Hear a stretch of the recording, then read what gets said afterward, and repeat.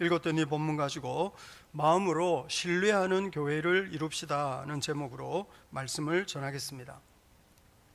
고린도가 로마 제국 당시에 아주 중요한 무역 도시였고 사도 바울이 1년 6개월 머물면서 장기 사역했던 지역이라고 말씀드린 바 있습니다. 처음으로 장기 사역했던 교회였어요. 그래서 사도 바울이 그 교회를 개척한 뒤에도 고린도 교회에 대해서 좀 상당히 어떤 애틋한 마음 혹은 자부심 이런 거 좀 가지고 있었던 것 같습니다. 오늘 본문 4절 보시면 4절 같이 한번 읽어볼까요? 시작.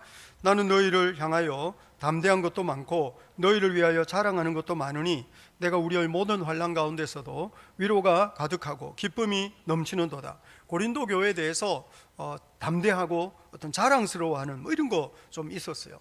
그런데 바울의 그런 기대와 달리 사실 고린도 교회 안에는 여러 가지 문제가 많이 있었습니다. 지난번 우리 고린도 전서 묵상했던 것처럼 무슨 파벌을 만드는 사람도 있고 혹은 교회 일꾼인데 좀 성적으로 타락해가지고 회개할 줄 모르는 그런 사람도 있고 좀 부자들이 가난한 사람을 차별하기도 하고 또 우리 얼마 전에 묵상했던 고린도 후서 보면 하나님의 말씀을 혼잡하게 하는 그런 사람들도 있었어요. 더 좀 심각한 문제가 되는 것은 오늘 본문 12절에 언급하고 있는 것처럼 불의를 행한 자 있었는데 불의를 행한 자라는 것은 고린도 교회 안에는 특별히 사도 바울을 좀 비난하고 모함하는 사람들이 있었습니다. 그래서 교회 안에서 사도 바울의 영적인 권위를 무너뜨리는 그런 사람들이 있었어요.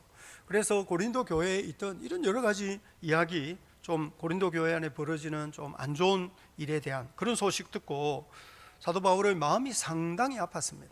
그래서 바울이 고린도 교회를 방문하려고 그랬어요. 그런데 여러 가지 형편이 이렇게 방문할 수 있는 상황이 되지 못해가지고 사도 바울이 방문하는 것은 포기하고 대신 눈물로 편지를 써가지고 고린도로 보냈습니다. 고린도후서 2장 4절에 그런 말씀이 있었는데 고린도후서 2장 4절 같이 한번 읽어볼까요? 시작. 내가 마음에 큰 눌림과 걱정이 있어 많은 눈물로 너희에게 썼노니 이는 너희로 근심하게 하려는 것이 아니요 오직 내가 너희를 향하여 넘치는 사랑이 있음을 너희로 알게 하려 함이라. 고린도 교회에 대해서 사도 바울이 사랑이 흘러넘쳤는데 반면에 들려오는 소식은 너무 안 좋은 이야기가 자꾸 들리는 거예요. 그래가지고 사도 바울이 걱정이 많고 이 고린도 교회를 생각하면 너무 스트레스가 돼가지고 눈물을 흘리면서 편지를 써가지고 디도 손에 들려서 디도 편에 고린도 교회로 가지고 가게 만들었어요. 그래서 디도가 바울의 편지를 들고 고린도를 방문했다가 이제 고린도 상황을 좀 살피고 드로아에서 만나기로 약속을 한 거예요. 그런데 정해진 시간에 디도가 돌아오지 못했어요. 그래서 고린도후서 2장 12절로 13절을 보시면 우리 같이 한번 읽어볼까요? 시작. 내가 그리스도의 복음을 위하여 드로아에 이르매 주 안에서 문이 내게 열렸으되 내가 네 형제 디도를 만나지 못하므로 내 심령이 편하지 못하여 그들을 작별하고 마게도냐로 갔노라. 디도가 고린도 교회에 들렀다가 이제 드로아에서 만나기로 했는데 정한 기한에 오지 못한 거예요. 사도 바울이 디도가 어떻게 되었는가 걱정도 되고, 왜냐하면 그 시절에는 이게 멀리 여행을 하는 게 참 쉽거나 안전한 시대가 아니었거든요. 디도 걱정해, 또 고린도 교회 걱정에 너무 마음이 편하지 못해가지고 디도를 기다리다가 아무 일도 하지 못하고 주 안에서 문이 내게 열렸을 때 뭔가 이 사역할 수 있는 기회가 있었음에도 불구하고 일이 손에 잡히지 않고 아무 일도 할 수가 없어서 걱정만 하다가 이제 마게도냐로 떠나간 거예요.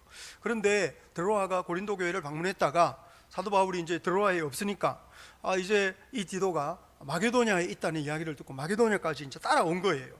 그래서 오늘 본문 고린도후서 7장 5절부터 7절 보시면 고린도후서 7장 5절부터 7절 같이 한번 읽어볼까요? 시작. 우리가 마게도냐에 이르렀을 때에도 우리 육체가 편하지 못하였고 사방으로 환난을 당하여 밖으로는 다툼이요 안으로는 두려움이었노라. 그러나 낙심한 자들을 위로하신 하나님이 디도가 오므로 우리를 위로하셨으니 그가 온 것뿐 아니요 오직 그가 너희에게서 받은 그 위로로 위로하고 너희 사모함과 애통함과 나를 위하여 열심히 있는 것을 우리에게 보고함으로 나를 더욱 기쁘게 하였느니라. 마게도냐에 있는데 우리 육체가 편하지 못하였고, 육체가 편하지 못했다는 것은 아마 사도 바울이 몸이 아팠는지도 모르겠어요. 병이 들어가지고 몸이 아팠는지도 모르겠고, 사방으로 환난을 당하여 밖으로는 다툼이요 아마 박해를 받았는지도 모르겠어요. 몸은 아프고 박해는 있고 사역은 잘 안 되고 그러니까 얼마나 힘들었는데, 그래서 안으로는 두려움, 낙심한 자, 사도 바울이 막 낙심이 돼가지고 이렇게 힘들게 지내는데 디도가 찾아온 거죠, 마게도냐로. 근데 디도가 들고 온 소식은 아주 좋은 소식이었어요. 디도가 고린도 교회에 사도 바울은 걱정을 하고 편지를 보냈는데 그나마 디도가 들고 온 소식은 그렇게 걱정할 만한 상황 아니고 여러 가지 이렇게 좀 이렇게 좋은 일들도 있다, 이런 이야기를 디도가 이제 들고 온 거죠. 그래서 디도가 고린도 교회를 방문했다가 돌아와서 보고를 하는 그 이야기를 듣고 사도 바울이 아주 위로를 받고 힘을 얻고 마음이 기뻤다, 이렇게 이야기하는 겁니다. 그러니까 오늘 우리가 읽고 있는 이 본문은 당시 바울과 고린도 교회 사이에 있었던 이런 관계를 염두에 두고 오늘 본문을 읽어야 합니다. 오늘 본문을 읽을 때 이 본문에서 한 가지 먼저 우리가 생각해야 될 게 뭐냐 하면, 교회 안에서 영적 지도자와의 관계에서 오해가 생길 수 있어요. 오늘 본문 2절 한번 보시겠습니까? 고린도후서 7장 2절입니다. 자, 같이 한번 읽어볼까요? 시작. 마음으로 우리를 영접하라. 우리는 아무에게도 불의를 행하지 않고 아무에게도 해롭게 하지 않고 아무에게서도 속여 빼앗은 일이 없노라. 마음으로 우리를 영접하라, 이렇게 말하는 이유는 고린도 교회 안에 마음으로 바울을 영접하지 않았던 사람들이 있었어요. 구태여 사도 바울이 우리가 아무에게도 불의를 행하지 않고 아무에게도 해롭게 하지 않고 아무에게도 속여 빼앗은 일이 없다, 이렇게 말하는 이유는 고린도 교회 안에 사도 바울을 향해서 사도 바울은 악한 사람이다, 사도 바울은 교회를 해치는 사람이다, 사도 바울은 돈을 탐내는 사람이다, 이런 식으로 사도 바울을 비난하고 모함하는 사람들이 있었던 거예요. 그래서 사도 바울이 나는 어떤 불의도 행한 적이 없고 나는 누구를 해롭게 한 적도 없고 나는 누구 돈을 속여 빼앗은 적도 없다, 이렇게 말하는 거죠. 그런데 우리가 이 본문 읽을 때 한 가지 기억해야 될 거는, 잘못한 일이 없는데도 없는 말을 지어내가지고 비난하고 공격하는 사람들이 있어요. 교회 안에는 다 좋은 사람만 있는 게 아니에요. 교회 안에요, 아주 고약한 사람들도 있어요. 고약한 사람이 막 말하고 행동하기 시작하면 이제 교회 안에 여러 가지 시험거리가 생기는 거죠. 특별히 교회 안에는요, 교회 안에서 제일 중요한 거는 사실상 이 성도들과의 관계예요. 우리가 어떻게 하면 신앙생활이 즐겁고 재미있을까요? 신앙생활이 즐겁고 재미있으려면 사람들과 사이가 좋아야 됩니다. 교회 안에서. 보통 우리는 신앙생활이 즐겁고 재미있으면 우리 하나님이 베푸시는 은혜가 풍성하면 즐겁고 재미있는 줄 알아요. 그런데요, 하나님은 변함이 없으세요. 하나님은 정말 영원한 산 같아서, 하나님은 흔들리지 않는 반석 같아서 주님의 은혜와 사랑은 변함이 없어요. 그런데요, 우리를 시험 들게 하는 것은 영원한 산 같으신 주님이 아니에요. 반석 같으신 주님이 우리를 시험 들게 하는 것이 아니고, 우리가 시험 드는 이유는 우리 주변에 있는 사람들 때문입니다. 그래서 사람들과 사이가 좋으면 교회 생활이 재미가 있어요. 사람들과 관계가 좋으면 신앙생활이 즐거워요. 그런데 교회 안에 사람들과의 관계가 깨지고, 사람들 교회 안에서 대면대면 그냥 친밀함 없이 그냥 있으면 있는 대로 대충 이렇게 살면 신앙생활의 열정 혹은 즐거움, 재미, 이런 거 경험하기 어렵습니다. 그래서 사단이 교회를 무너뜨릴 때 제일 잘 사용하는 무기는 관계를 깨트리는 것입니다. 사이 좋던 사람들이 서로 오해하게 만들고, 아니면 좀 친밀하지 않도록 그냥 대충 이렇게 적당히 지내도록 그렇게 만들어요. 그러면 교회 생활 재미가 없어요. 특별히 교회 안에서 영적 지도자와 사이가 좋아야 됩니다. 이를테면 목사를 좋아하고 목사를 사랑하는 사람은 목회자의 설교를 들을 때 은혜 받기도 쉽고 믿음도 더 쉽게 자라요. 그런데 목사를 별로 안 좋아하고 목사 별거 있나 싶은 그런 생각하고 그러면서 이렇게 목사를 믿을 수 없다고 생각하는 사람들은 교회 안에서 즐거이 신앙생활을 하기가 어렵습니다. 그리고 무슨 이 영적인 활력 이런 거 거의 없습니다. 그래서 이것이 아주 큰 시험거리예요. 교회 안에 이것이 이제 마귀가 좋아할 만한 상황이에요. 관계가 깨지고 서로 신뢰하지 않고 사랑하지 않고 서로 좋아하지 않는, 그래서 그냥 막 대면대면 이렇게 지내는 이런 거는 마귀가 좋아할 만한 상황인 거예요. 오늘 본문 12절 한번 보시겠습니까? 12절입니다. 같이 한번 읽어볼까요? 시작. 그런즉 내가 너희에게 쓴 것은 그 불의를 행한 자를 위한 것도 아니요 그 불의를 당한 자를 위한 것도 아니요 오직 우리를 위한 너희의 간절함이 하나님 앞에서 너희에게 나타나게 하려 함이로라. 고린도후서 7장 12절에서 말하는 불의를 행한 자는 고린도후서의 전체적인 문맥을 보면 사도 바울에 대해서 험담을 하는 사람, 모함을 하는 사람, 그래서 다른 사람들이 사도 바울을 오해하도록 만드는 사람입니다. 교회 안에 영적인 지도자를 대항하거나 혹은 목회자를 험담하는 거 별로 바람직하지 않아요. 물론 교회 안에 목회자도 한계가 있고 실수할 때가 있고 잘못할 때가 있을지 몰라요. 그렇지만 목회자의 연약함은 기도 제목으로 삼아야지 그거를 막 드러내가지고 험담을 하고 비난할 일은 아닌 거죠. 더욱이 목회자가 무슨 이단적인 가르침 하는 거 아니고 도덕적으로 큰 죄를 지은 것 아니고 이게 그냥 자기 생각과 다르고 자기 마음에 들지 않는다는 이유로 비난하고 험담하는 것은 아주 고약한 일입니다. 가끔씩 보면 교회 안에서 으뜸되기 좋아하는 사람도 있어요. 교회 안에서 목회자를 잘 돕는 것이 아니고 격려하는 것이 아니고 뭔가 이렇게 목회자를 견제하는 것이 교회를 더 건강하게 만드는 거라고 생각하는 사람들도 간혹 있더라고요.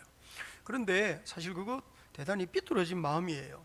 그러면 이게 교회가 어려워요. 목회가 어려워요. 사역이 어려운 거죠. 그래서 목회자가 그렇게 참 말 안 듣는 사람들을 제어하는데 에너지의 대부분을 사용하게 돼요.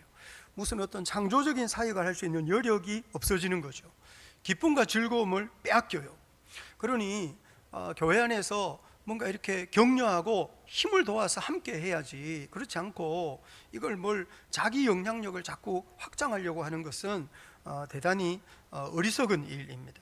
그래서 정말 지혜로운 일꾼들은, 또 지혜로운 성도들은 이 영적인 지도자들이 기쁘고 즐겁게 일을 할 수 있도록 돕는 거예요.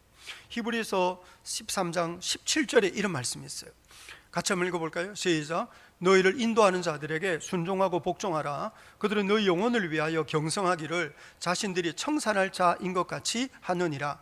그들로 하여금 즐거움으로 이것을 하게 하고 근심으로 하게 하지 말라. 그렇지 않으면 너희에게 유익이 없느니라. 그래서 뭔가 이렇게 주님의 일을 하는 사람들이 즐겁게 해야 되는데, 예를 들면 박용태 목사가 전주 제자교회 안에서 사역을 즐겁게 해야 되는데 이걸 즐겁고 행복하게 하는 게 아니고 늘 걱정하고 스트레스 받아가면서 그렇게 일을 하는 거는 교회에 그다지 유익되지 못하다는 거예요. 그러니 영적인 지도자를 잘 돕고 격려하는데 특별히 순종하고 복종하는 것이 대단히 중요해요. 그런데 이 순종과 복종이 이게 어렵거든요. 더욱이 사도 바울같이 위대한 사도면 모르겠는데 저같이 연약한 목회자에게 순종하고 복종하는 것은 이게 쉬운 일이 아닌 거예요. 그러니까 순종하고 복종해라, 즐거움으로 할 수 있도록 도와줘라, 이렇게 말을 하면서도 바로 그 다음에 뭐라고 말하느냐 하면 히브리서 13장 18절 19절 이런 말씀이 있어요. 같이 한번 읽어볼까요? 시작. 우리를 위하여 기도하라. 우리가 모든 일에 선하게 행하려 함으로 우리에게 선한 양심이 있는 줄을 확신하노니 내가 더 속히 너희에게 돌아가기 위하여 너희가 기도하기를 더욱 원하노라. 선한 양심을 가지고 일을 해도 여러분 이게 연약하기 때문에 여러 가지 문제도 있고 실수할 때도 있고 잘못할 때도 있어요. 그런데 그 잘못을 다 비난하고 공격하는 것은 상당히 어리석은 일이죠. 오히려 그런 연약한 목회자가 더 힘있게 더 올바르게 일을 할 수 있도록 기도로 돕는 것, 이거 대단히 중요한 일입니다. 그래서 연약한 목회자를 위해서는 기도를 더 많이 해야 됩니다. 사역을 잘할 수 있도록, 또 삶이 더 여유로워지도록, 또 성품이 더 따뜻해지도록, 그래 성령 충만하고 사랑의 능력으로 무장한 일꾼이 되도록 그렇게 기도하면서 열심히 도와줘야 될 필요가 있어요. 그런데 고린도 교회 안에는 사도 바울을 돕고 그 교훈을 잘 듣는 사람뿐만 아니라 오히려 비난하고 공격하고 이 사도 바울의 영적인 권위를 무너뜨리는 그런 고약한 사람들이 있었던 거죠. 그러니 사도 바울이 걱정을 많이 했어요. 그래가지고 여튼 눈물로 편지를 써서 보냈어요. 그런데 디도가 돌아와가지고 하는 말은 고린도 교회 안에 그렇게 고약한 사람도 있지만 고린도 교회 안에 좋은 사람도 많아요, 이런 이야기 했던 거예요. 오늘 본문 7절 한번 보시겠습니까? 본문 7절입니다. 같이 한번 읽어볼까요? 시작. 그가 온 것뿐 아니요 오직 그가 너희에게서 받은 그 위로로 위로하고 너희의 사모함과 애통함과 나를 위하여 열심히 있는 것을 우리에게 보고함으로 나를 더욱 기쁘게 하였느니라. 들리는 소문은 그런 고약한 사람이 있어서 교회 안에 시험거리가 되고 있다, 이런 소문을 듣고 편지를 썼는데, 디도가 돌아와서 하는 말은 그런 사람도 있지만 대부분의 사람들은 사도 바울을 좋아하고 사모함, 애통함, 사도 바울을 위해서 눈물을 흘리면서 기도하고 나를 위하여 열심히 있는 것, 어떤 형태로든 사도 바울을 편들고 도와주려고 하는 사람들이 있다는 소식을 바울이 들은 거예요. 그러니까 사도 바울이 그런 고약한 사람뿐만 아니라 이렇게 사랑하고 눈물로 기도하고 어떻게 해서든지 편들어주고 도와주려고 하는 사람이 있다는 소식을 듣고 마음에 큰 위로를 받았다고 하는 거죠. 여러분, 교회 안에 목회자를 비난하고 모함하고 공격하는 사람도 있지만 도와주는 사람도 있어요. 목회자를 힘 빠지게 하는 사람도 있지만 힘이 나게 하는 사람도 있는 거예요. 이를테면 오늘 본문 12절과 13절 한번 보시겠습니까? 12절과 13절입니다. 자, 같이 한번 읽어볼까요? 시작. 그런즉 내가 너희에게 쓴 것은 그 불의를 행한 자를 위한 것도 아니요 그 불의를 당한 자를 위한 것도 아니요 오직 우리를 위한 너희의 간절함이 하나님 앞에서 너희에게 나타나게 하려 함이로라. 이로 말미암아 우리가 위로를 받았고 우리가 받은 위로 위에 디도의 기쁨으로 우리가 더욱 많이 기뻐함은 그의 마음이 너희 무리로 말미암아 안심함을 얻었음이로다. 디도가 눈물로 쓴 편지를 가지고 고린도 교회를 갈 때 젊은 디도가 얼마나 걱정이 많았겠어요. 고린도 교회에는 사도 바울을 무시하고 아주 회방하고 그렇게 교회를 어지럽히는 사람이 있다더라. 그런 이야기를 듣고 디도가 편지를 가지고 가는데 디도도 걱정이 많이 된 거예요. 그런데 고린도 교회를 가봤더니 그런 고약한 사람도 있지만 그래도 대부분의 사람들은 사도 바울을 좋아하고 사랑하고 위해서 기도하고 어떻게 해서든 도와주려고 하는 사람이 있다는 것을 디도가 직접 목격한 거죠. 그러니 디도가 고린도 교회 가가지고 아주 위로를 받고 마음이 편안해져 가지고 돌아왔어요. 그래서 고린도 교회를 갔더니 고린도 교회에 그런 고약한 사람이 있지만 그런 사람보다 주님 사랑하는 사람이 더 많이 있습니다, 이런 이야기를 들은 거죠. 그래서 사도 바울이 위로를 받고 격려를 받았다고 하는 거예요. 여러분, 이처럼 교회 안에서 목회자에게 힘이 되고 위로가 되는 하나님의 사람이 될 수 있기를 바랍니다. 힘을 빠지게 하는 것이 아니라 오히려 힘을 도와주고 기쁨을 더해주는 그런 일꾼, 이게 아주 중요해요. 물론 목회자가 연약하기 때문에 잘못하고 실수할 때도 있겠죠. 사도 바울같이 위대한 하나님의 사람이 아니에요. 이를테면 전주 제자교회 안에서 박영태 목사는 여러 가지 연약함이 많아요. 그런데 목사에게도 권면이 필요하지요. 목사에게도 조언이 필요해요. 목사에게도. 그래서 목사님, 이거는 아니고 이렇게 해야 되지 않을까요? 이렇게 말을 해야 될 때가 있어요. 그러면 조언을 해야죠. 조언을 해야 돼요. 권면을 잘 해야죠. 그렇지만 권면을 하고 조언을 하는데요, 평소에 인사도 안 하고 매일 그냥 얼굴 외면하고 이러다가 목사님, 이거 아니고 저렇게 해야죠, 이렇게 하면 목사가 삐져요. 제가 이게 속이 좁아가지고요. 제가 또 뒤끝이 있어요. 그래가지고 그렇게 하면 이게 안 되는 거예요. 그래서 목사에게도 권면이 필요하고 조언이 필요한데요, 목사에게 권면하고 조언을 하고 싶으면 평소에 잘해줘야 돼요. 평소에 짜장면 한 그릇 안 사주고 목사님 이라고 이렇게 하면 이게 삐져서 안 된다니까요. 그러니까 조언을 하고 권면을 하려면 평소에 밥도 많이 사주고 평소에 이렇게 선물도 잘 해주고 평소에 이렇게 목사님한테 잘해서 목사님, 제가 그분은 참 좋은 분이구나, 이렇게 한 뒤에 저한테 권면을 하고 뭘 조언을 해야지, 안 그러고 그냥 정말 그냥 말하고 이러면 사이 더 안 좋아져요. 그러니까 하여튼 잘해야 돼요, 여러분. 권면을 해야 돼요. 조언을 해야 된다고요. 그렇게 권면하고 조언을 하는데 서로를 유익하게 하고 교회를 흥왕하게 할 수 있는 그런 조언을 해야 돼요. 어떤 형태로든 이렇게 영적 지도자에게 힘이 되고 위로가 되는 거, 그거 대단히 중요한 일입니다. 고린도 교회에 대한 소식을 들었을 때 사도 바울은 고린도 교회 안에 그렇게 힘이 되고 위로가 되는 사람보다 고약한 짓을 하는 사람이 더 많다는 생각을 했던 것 같아요. 그래가지고 고린도 교회에 눈물로 편지를 써서 보내면서 혹독하게 책망했던 것 같습니다. 그래서 너무 심하게 쓴 거 아니냐 생각하면서 후회를 한 것 같아요. 오늘 본문 8절 9절 한번 보시겠습니까?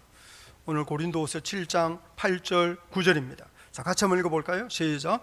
그러므로 내가 편지로 너희를 근심하게 한 것을 후회하였으나 지금은 후회하지 아니함은 그 편지가 너희로 잠시만 근심하게 한 줄을 알미라. 내가 지금 기뻐함은 너희로 근심하게 한 까닭이 아니오 도리어 너희가 근심함으로 회개함에 이른 까닭이라. 너희가 하나님의 뜻대로 근심하게 된 것은 우리에게서 아무 해도 받지 않게 하려 함이라. 사도 바울이 아주 혹독하게 책망하는 편지를 쓰고 난 뒤에 내가 너무 심하게 쓴 거 아닌가? 그렇게 조금 후회를 했는데 나중에 들은 이야기로는 오히려 그 편지가 혹독하게 책망하는 내용을 썼는데 받은 사람들이 오히려 그 편지를 받고 근심함으로 회개함에 이르렀다. 그래서 이 편지를 받고 사람들이 막 회개하게 됐다는 거예요. 그래서 오히려 사도 바울은 혹독하게 책망하는 편지를 써놓고 조금 후회했는데 오히려 더 좋은 결과를 낳게 되었다는 거죠. 오늘 본문에 세상 근심이 있는가 하면 하나님의 뜻대로 하는 근심이었어요. 오늘 본문 10절 한번 볼까요? 10절 같이 한번 읽겠습니다. 시작. 하나님의 뜻대로 하는 근심은 후회할 것이 없는 구원에 이르게 하는 회개를 이루는 것이요 세상 근심은 사망을 이루는 것이니라. 세상 근심이 뭘까요? 여러분, 세상 근심은 이를테면 무엇을 먹을까, 무엇을 마실까, 무엇을 입을까, 이런 거 세상 근심이라고 생각하기가 쉽습니다. 그런데요, 본문이 말하는 세상 근심은 단순히 그런 게 아니에요. 이를테면 무엇을 먹을까, 무엇을 마실까, 무엇을 입을까 걱정하더라도 그 염려를 가지고 기도하면서 하나님께로 더 가까이 나아갈 수 있으면 그런 근심은 좋은 근심인 거예요. 그런데 그것 아니고 하나님을 점점 잃어버리고 하나님께로부터 점점 멀어지게 하는 그런 근심이 세상 근심이에요. 여러분, 우리의 생각, 우리의 염려, 우리의 관심사가 우리를 점점 하나님께로 이끌어가는지 아니면 하나님께로 점점 멀어지게 하는지 질문해야 됩니다. 세상 근심은 사망을 이룬다고 하는 것은, 세상 근심이라는 것은요, 하나님 잊어버리게 해요. 하나님 생각하지 않게 하고 하나님께로부터 점점 멀어지게 하는 거죠.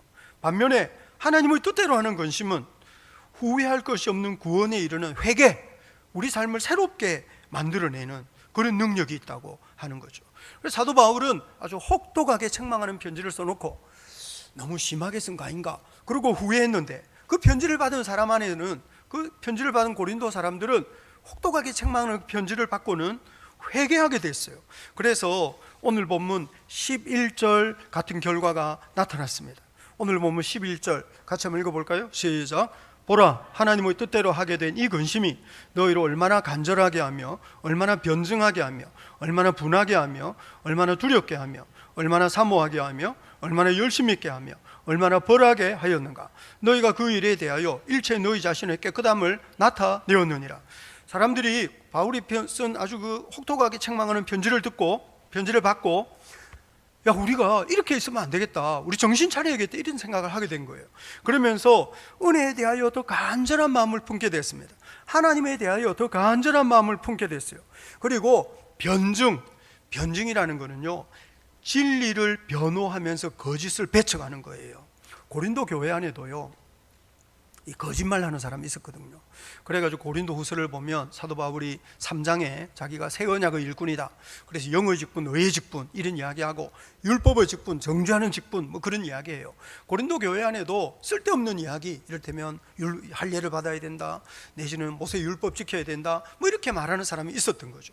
그러니 그런 거짓말하는 사람들에 대해서 저런 사람들은 거짓말하는 거구나, 저거는 복음의 진리가 아니구나, 사람들이 알게 된 거예요. 그러면서 아주 분노하게 됐어요. 의분에 사로잡히게 된 거예요. 그래서 교회 안에 저런 거짓말하는 사람들이 돌아다니게 내버려두면 안 되지 하면서 이 사람들이 거룩한 분노에 사로잡혀가지고 그 거짓말, 그 거짓 가르침에 대항하면서 진리편에 서기로 작정하게 됐어요. 그러면서 얼마나 두렵게 하며 하나님을 향한 경외심에 사로잡히게 됐어요. 어떤 경각심을 품게 된 거예요. 야, 그래서 우리가 그냥 대충 이렇게 신앙생활 하면 안 되겠구나, 우리가 이 시대에 너무 거짓말하는 사람 많은데 우리 정신 똑바로 차리고 예수 잘 믿어야 되겠구나, 그러면서 얼마나 사모하게 하며 얼마나 열심히 있게 하며 복음과 그리스도를 위해서 막 열정을 품는 사람이 생겨나게 된 거예요. 여러분, 하나님의 말씀 때문에 우리 안에 이런 회개, 이런 부흥의 역사가 일어나기를 주님의 이름으로 축복합니다. 교회 안에 아주 고약한 짓을 하는 사람이 있었는데 저런 사람 가만 내버려두면 안 되겠다, 그래서 막 책망하고 벌을 주는 일도 생겼어요. 그래서 얼마나 벌하게 하였는가 이렇게 말하는 거예요. 사도 바울이 아주 혹독하게 책망하는 편지를 쓰고 내가 너무 심하게 쓴 거 아닌가 이렇게 후회하는데, 정작 그 편지를 받은 사람들은 그 편지를 받고 우리 정신 똑바로 차리자, 우리 신앙생활 제대로 하자 그러면서 이 거짓과 온갖 불의를 다 이제 청산하고 뭔가 하나님 앞에 아주 열정을 품고 헌신하게 되는 이런 은혜의 역사가 일어나게 된 거죠. 여러분, 우리 안에도 하나님의 말씀을 들을 때 이런 회개와 이런 변화의 불길이 일어날 수 있게 되기를 우리 주님 이름으로 축복합니다. 더욱이 요즘처럼 이 코로나 상황에서 잘 모이기도 어렵고, 하여튼 예수 믿는 사람의 능력은요, 이게 모이는 데서부터 나오는 거예요. 그런데 이게 모일 수가 없어요. 모일 수가 없으니 뭔가 이 신앙생활을 한다고는 하지만 상당한 정도로 위축이 되는 위축. 그래서 전에는 뭔가 신앙생활에 대해 열심히 없어도 주일날 예배당 가서 예배 한번 드리면 자기 기독교인이다 이렇게 말했거든요. 신앙이 열심히 없어도 주일날 예배당 가서 한번 예배 드리면 어디 가서 나 교회 다닌다 이렇게 말을 한 거예요. 그런데 요즘은 주일에 교회 가서 예배 한번 드릴 수가 없는 거죠. 전에는 지각하고 늦게 와가지고라도 뒤에 앉아 있다가 설교 시간에 시큰 졸고 축도도 하기 전에 도망가도 나 교회 갔다 왔다 이렇게 하면서 자기를 위로했어요. 나 교회 갔다 왔다. 요즘은 그게 안 되는 거예요. 교회를 갈 수가 없어요. 그런다고 해서 매일매일 성경을 읽는 것도 아니고 매일매일 찬송을 하는 것도 아니고 매일매일 예배를 드리는 것도 아니고, 여러분, 그러니 우리가 하나님께로부터 점점 멀어져 가고 있는 이 시대에 우리 안에 어떤 영적인 각성이 좀 필요하지 않겠습니까? 영적인 각성이 필요합니다. 예배당에 마음껏 갈 수 없는 이럴 때 오히려 우리가 좀 더 기도 많이 해야 되고, 우리 하나님의 말씀을 좀 작정하면서 읽어야 되고, 연휴가 너무 길어가지고요. 연휴가 너무 길어서 어디 가라고 하지도 못하고, 물론 뭐 연휴 보니까 막 어디든지 막 식당이 유명한 식당, 카페 이런 데 미어 터져요 아주. 제가 연휴 기념으로 우리 집 사람이랑 차 한잔 마시러 어디 갔는데요, 미어 터지더라고요 사람이. 그래가지고 제가 허탈해. 이렇게 미어 터지는데 예배당은 우리 예배당은 사람이 없어가지고요, 제가 한 번씩 예배당 의자를 다 이렇게 한 번씩 짚으면서 기도할 때가 있거든요. 예배당에 사람이 안 오니까 의자에 먼지가 앉아가지고 이렇게 예배당 의자를 하나하나 짚고 기도하고 하면 한 줄 손에 먼지가 묻어가지고, 예배당은 그렇게 먼지가 앉고 있는데 세상은 미어 터져요. 그러면서 우리는 예배당은 가면 안 되는 줄 아는 거죠. 여러분, 우리가 방역 지침 지키고 다 같이 모이지는 못하더라도 제가 생각할 때 주님을 사랑하는 사람이라면 혼자서라도 예배당에 와서 좀 앉아서 기도도 하고 찬송도 하고, 혼자서라도 예배당 문고리라도 집에 잡고 집에 가는 것이지, 그렇지 않고 예배당 오지 않은 채로 한 달, 두 달, 세 달 뭐 이런 식으로 지내는 거는 제가 볼 때 상당히 이해하기가 어려워요. 벌써 우리 영상 예배 드린 지가 3월부터 시작하면 벌써 이게 몇 달째입니까? 그러니 앞으로도 언제 이게 회복이 될지 모르는데, 그런다고 해서 우리가 그냥 안전한 곳에 있어서 괜찮으냐? 여러분, 우리가 함께 모이는 거는 할 수 없어요. 그거는 하면 안 되죠. 그렇지만 우리가 주님을 향한 사랑을 고백하는 일들은 계속 해야 돼요. 우리가 함께 모여서 예배 못 하더라도 영상 예배 드리고, 영상 예배는 이게 궁녀지책이라고요. 이게 영상 예배 드린다고 해서 그걸로 만족할 것이 아니고, 개인적으로 좀 성경도 더 많이 읽고, 연휴 너무 길어서 시간 죽이려 영화 보고, 요즘 요즘 연휴 내내 무슨 미스트롯 무슨 이게 음악 뭐 이런 거 엄청 유명하다 그러대요. 그런 거 시큼 보고 놀고 이게 아니고, 찬송을 한 서너 시간 좀 불러보고, 찬송을 한 서너 시간씩 좀 불러보고, 성경을 한나절 좀 읽어보고, 마음에 작심하고 하나님 앞에 좀 기도하고, 뭔가 이런 어떤 우리 안에, 여러분, 우리 자신과 또 이 시대에 잠자고 있는 성도들과 교회를 깨우기 위한 이런 어떤 은혜의 헌신이 더 필요하지 않겠느냐고 하는 거예요. 주님을 향한 거룩한 열정이 필요한 거예요. 여러분, 하나님께서 고린도 교회에 혹독하게 책망하는 편지를 썼을 때 사람들이 정신을 차리고, 야, 우리가 그냥 이렇게 지내서는 안 되겠구나, 복음과 그리스도를 위한 열정과 어떤 간절함이 필요하구나 하면서 이 사람들 사이에 부흥이 일어났던 것입니다. 여러분, 우리 안에도 주님을 향한 간절함이 회복이 되는 아름다운 역사가 나타나기를 우리 주님 이름으로 축복합니다.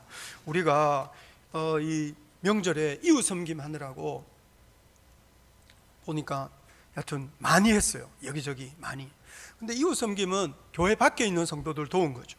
여러분, 그런데 제가 이번 명절에도 우리 성도들 형편을 이렇게 쭉 돌아오면서 보니까 우리 성도들 중에도요, 어렵게 지내는 분들이 상당히 많아요. 이게 지금 여하튼 여러 가지 어려운 거예요.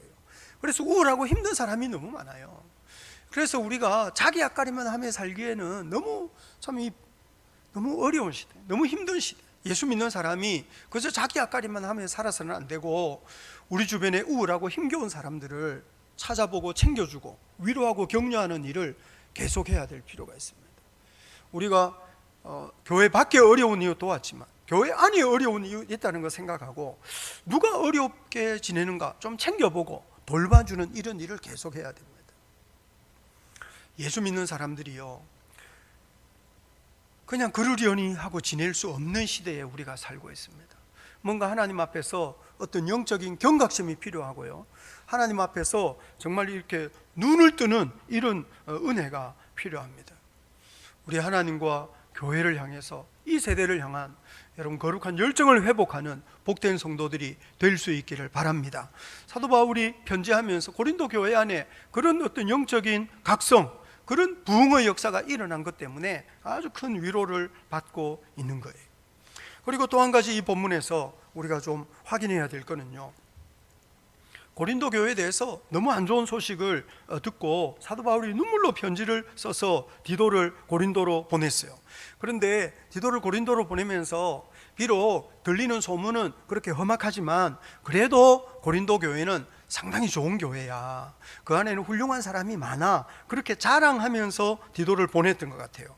근데 오늘 본문 14절 보시면, 본문 14절 같이 한번 읽어볼까요? 시작. 내가 그에게 너희를 위하여 자랑한 것이 있더라도 부끄럽지 아니하니 우리가 너희에게 이런 말이 다 참된 것 같이 디도 앞에서 우리가 자랑한 것도 참되게 되었도다. 디도를 보낼 때 나름 고린도 교회는 좋은 성도들 많아, 이렇게 칭찬하면서 보냈거든요. 그런데 디도가 딱 가서 보니까 진짜 훌륭한 사람이 많았던 거예요. 그래서 사도 바울이 자랑했던 것이 참된 것이다, 그런 것이 입증이 되고, 그리고 사도 바울이 좀 덜 창피하게 된 거죠. 만약에 사도 바울이 고린도 교회 그래도 훌륭한 사람 많아, 이렇게 칭찬하면서 보냈는데 디도가 고린도 교회 갔는데 전부 고약한 사람만 있었다, 이러면 얼마나 바울이 창피했겠어요. 그런데 사도 바울이 내가 자랑했는데 내가 창피하지 않고 부끄럽지 않고, 그리고 내가 복음의 진리를 전한 것처럼 내가 고린도 교회를 위하여 자랑한 것도 이게 다 참된 거구나 하는 것이 입증이 되었다고, 그 사도 바울이 상당히 자부심을 갖게 되는 거죠. 고린도 교회가 나름 바울의 기대에 어느 정도 부응하는 모습을 보여줘서 고린도 교회 안에 훌륭한 사람들이 많았던 거예요. 오늘 보면 16절 한번 보시겠습니까? 같이 한번 읽어볼까요? 시작. 내가 범사에 너희를 신뢰하게 된 것을 기뻐하노라. 고린도 교회가 험악한 소문 듣고 편지를 보낼 때는 걱정이 많았지만 그래도 고린도 교회 안에 그분은 그래도 믿을만해, 고린도 교회 안에 그분은 그래도 참 훌륭한 분이야, 이렇게 생각하면서 하여튼 자랑하고 이렇게 칭찬하고 이런 게 있었는데, 과연 그분은 정말 이 여러 가지 어려운 상황에서도 믿음을 지키고 과연 그분은 사심이 없이 복음과 그리스도를 위해서 협력하는 분이구나 하는 것을 알게 돼가지고 고린도 교회에 대해서 더 돈독하게 신뢰할 수 있게 됐다는 거죠. 그런데 사도 바울이 고린도 교회에 대해서 이렇게 신뢰할 수 있게 된 이유는 고린도 교회가 디도에게 보여준 태도 때문입니다. 오늘 본문 15절 한번 보시겠습니까? 고린도후서 7장 15절. 자, 같이 한번 읽어볼까요? 시작. 그가 너희 모든 사람들이 두려움과 떨므로 자기를 영접하여 순종한 것을 생각하고 너희를 향하여 그의 심정이 더욱 깊었으니, 디도가 고린도 교회를 갔는데 고린도 사람들이 두려움과 떨므로 디도를 영접했어요. 그리고 두려움과 떨므로 디도에게 순종했던 거예요. 디도는요, 젊은 사람이었어요. 디도는 사도 바울의 심부름꾼이었거든요. 그런데 젊은 디도, 바울의 심부름하러 온 디도를 두려움과 떨므로 영접하고 순종하는 모습을 보면서 사도 바울이 마음에 이 디도가 마음에 아주 깊은 감동을 받은 거예요. 우리 교회는 전도사님들이 다 연세가 있으세요. 경력도 있으시고 다 베테랑들이죠. 그래서 어린 전도사님이 없어요. 그런데 가끔씩 신학교 갓 들어간 전도사님, 20대 말 혹은 30대 초 이런 교육 전도사님들이 있는데, 그러면 교회에서요 나이 많은 집사님들이 함부로 하고 무시하고 이런 이야기도 있어요. 그런 이야기 들릴 때도 있거든요. 그런데 정말 성숙한 분들은 어린 분이어도 주님의 종이라고 생각하고 잘 대접하는 뭐 이런 거 있어요. 교회 안에 정말 주님을 사랑하느냐 그렇지 않느냐를 가늠하는 한 가지 기준이 있는데, 주의 종을 어떻게 대하느냐, 하나님의 일꾼을 어떻게 대하느냐는 것이 한 가지 기준입니다. 주님을 정말 사랑하고 하나님을 경외하는 분들은 주님의 종을, 하나님의 일을 하는 일꾼들을 귀하게 여겨요. 그래서 함부로 대하지 않고 존중하는 자세를 가지고 사랑함으로 섬깁니다. 그런데 주님을 두려워할 줄 모르는 사람은 거침없이, 그래서 뭐 실수하면 막 혼내고 나이가 어리다고 무시하고 사회 경험이 없다고 무시하고 이렇게 하는 거예요. 여러분, 그러니 사실 그런 거는요 영적인 미성숙이에요. 그러니까 이 주의 종을 비록 젊고 심부름하러 온 그런 연약한 일꾼이지만 하나님의 일을 한다는 이유로 고린도 교회 안에는 두려움과 떨므로 영접하고 순종했던 거예요. 디도는 고린도 교회 안에 고약한 사람 많다 소문 듣고 혹독하게 책망하는 편지 들고 갔을 때 얼마나 겁났겠어요, 디도는. 그런데 고린도 교회 안에 어른들이 디도를 무시하지 않고 두려움과 떨므로 영접하고 순종했던 거죠. 그러니 디도가 마음에 깊은 감동을 받았던 거예요. 주님을 정말 사랑하는 사람들은요 하나님의 일꾼을 귀하게 여길 줄 아는 겁니다. 무시하지 않아요. 저도 가끔씩 어디를 가면 사람들이 저보고 목사님이시죠? 이렇게 말할 때가 있어요. 제가 목사같이 보이나 봐요. 달덩이 같아서 그러겠죠.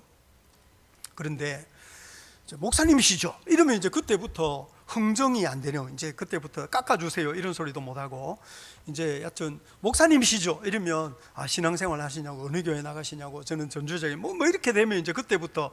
근데 어떤 분들은요 목사님이시죠? 이러면 그때부터 이를테면 식당에서 계란 프라이가 하나 더 나온다든지, 아니면 뭐 커피가 투샷이 된다든지 쿠키가 온다든지 이렇게 돼요.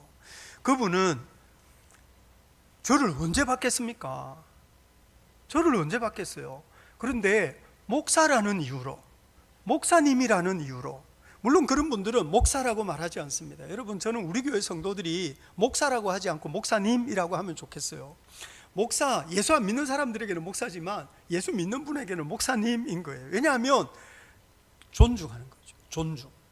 그래서 그분이 저를 언제 봤다고 저한테 계란 프라이를 하나 더 주고, 저를 언제 다시 보겠다고 쿠키를 더 주겠어요? 그렇지만 이분은 주님을 사랑하니까 그냥 자기 교회 목사 아니어도 목사님이시니까 어떻게 해서든지 잘해드리려고 이렇게 하는 거죠. 제가 그런 모습을 보면 야, 저분은 참 신앙생활 잘 하시는 분인가 보다, 제가 그렇게 생각하게 돼요. 그런데 정말 고약한 사람들은요 막 함부로 말하고 막 이렇게 해요. 그런데 고린도 교회 안에 성숙한 사람들이 있었던, 물론 고약한 사람이 있었어요. 사도 바울을 모함하고 권위를 무너뜨리고 자기가 교회를 좌지우지하려고 하고 이런 사람이 있었지만, 그래도 대부분의 사람들은 사도 바울을 사랑하고 사도 바울을 위해서 눈물로 기도하고, 특히 사도 바울 편들고, 그리고 바울이 보낸 편지를 들고 왔다니까 그 어린 디모데, 젊은 디모데였지만 존중하면서 두려움과 떨므로 영접하고 순종하고 이렇게 하면서 주님을 향한 사랑을 나타내는 사람들이 있었던 거죠. 여러분, 그러니 교회 안에서 이렇게 하나님의 사람을 귀하게 여기는 모습을 갖는 것은 대단히 중요한 일입니다. 가끔씩 교회 안에서 위세를 부리려는 사람도 있어요. 나 무시하지 마 뭐 이러면서 자기 영향력을 자꾸 확대하려는 분들이 있거든요. 그러면서 이게 목사의 말도 잘 안 들어요. 그런데 그런 사람들이 교회를 세우는 것은 아닙니다. 그런 사람들을 교회를 무너뜨릴 뿐이죠. 여러분, 그런 사람들이 교회를 좌지우지하도록 내버려 두면 안 됩니다. 가끔씩 교회 안에서 너무 말이 많은 사람들이 막 험담을 지어내가지고 사람들 사이를 이간질시키고 막 이렇게 할 수 있어요. 근데 그런 사람들이 교회를 좌지우지하도록 내버려 두면 안 됩니다. 교회는 누가 세웁니까? 하나님의 말씀에 잘 순종하면서 주님을 섬길 줄 아는 사람이 세우는 것입니다. 요즘 우리 역사서 읽고 있는데요, 아합 왕 시대에 엘리사 선지자가, 그 시대에는 영적 권위를 무시하는 시대였어요. 엘리사가 지나가면 아이들이 막 따라다니면서 선지자에 올라가라, 선지자 막 이렇게 놀리고, 그 시대는 선지자를 우습게 하는 시대였어요. 영적 권위를 우습게 하는 시대. 요즘 텔레비전 뉴스에 하도 교회 이야기 많이 나오고 목사님들 이야기 많이 나오고 이러니까 세상 사람들이요, 목사 일기를 우습게 알아요. 그 시대가 그랬다고. 아합 시대에 선지자를 놀리는, 동네 아이들이 따라다니면서 선지자 놀리는 시대. 그렇지만 수넴 여인은 지나가는 엘리사를 위해서 자기 집에 다락방을 마련하고 머물러 쉴 수 있도록 돕고 섬기는, 영적 권위가 다 무너져도요, 저분은 하나님의 사람이다 그러면서 잘 대접하는 그것이 믿음입니다. 여러분, 그런 믿음으로 살아가는 성도들이 될 수 있기를 바랍니다. 주의 종을 귀하게 여겨야 됩니다. 잘 대접해야 됩니다. 영적인 지도자를 어떻게 잘 대접할 수 있겠습니까? 여러분은 목사를 어떻게 잘 대접할 수 있겠습니까? 목사에게 응원이 필요하고요, 격려가 필요해요. 저도 이 말씀 묵상하면서 보니까 저한테 응원이 좀 필요하다. 응원. 여러분, 요즘 제가 상당히 우울한데 그 이유 중에 하나가 뭐냐면 우리 성도들 얼굴을 볼 수가 없어요.